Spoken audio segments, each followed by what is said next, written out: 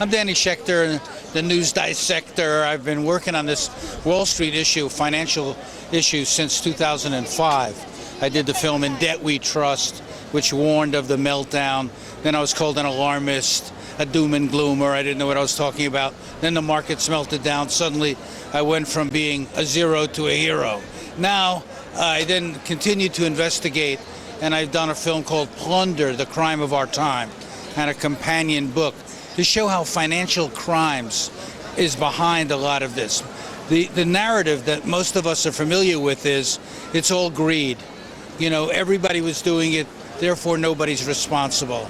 And I'm saying that's not the case. There was intentionality. These mortgage scams were done deliberately. They brought together three industries: insurance, finance, and real estate, working together to basically rip off all of these borrowers and to transfer a tremendous amount of wealth into their own pockets, because they not only got the money, but they leveraged it so that it was worth 10 times or 13 times more than what it was. And that's how we've gotten this 1% super rich gap between the people who are, in a sense, in financial power and most of the American people who are, you know, desperately trying to hang on, hold on, avoid too much debt, find a job, keep their house, and everything else that is part of what's going on right now.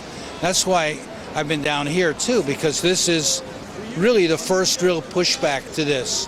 I don't know why it's taken so long, but the fact that it's happening is great. And to think that after just 30 days, there were 1,000 cities in having protests. I don't know of any time in history that that's ever happened before. So it's exciting, it's evolving.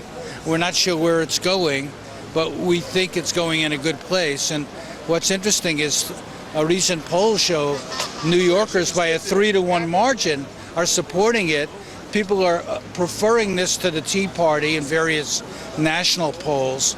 It's touching a nerve, and I think that's important because people realize it's taken them a while to realize that their wealth has been really stolen from them. Now, speaking of crime, when the savings and loan went under, there was a lot of prosecutions, but there hasn't been much or any this time around. I actually did the first network primetime piece on the SNL crisis for ABC News, and that followed, 1,700 banksters, as we call them, went to jail after that. So far, no one has gone to jail here.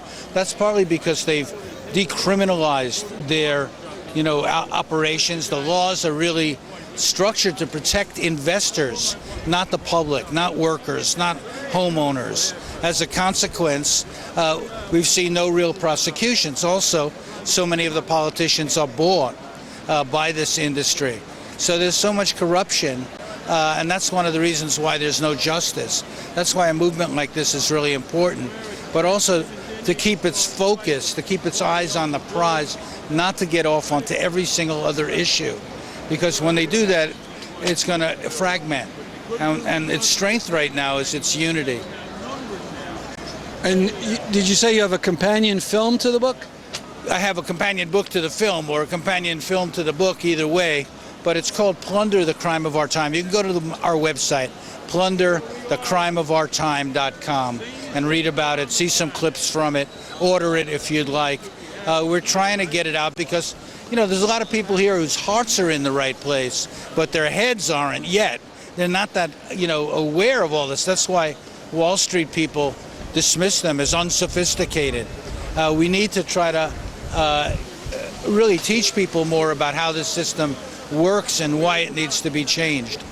Thank you very much. My pleasure.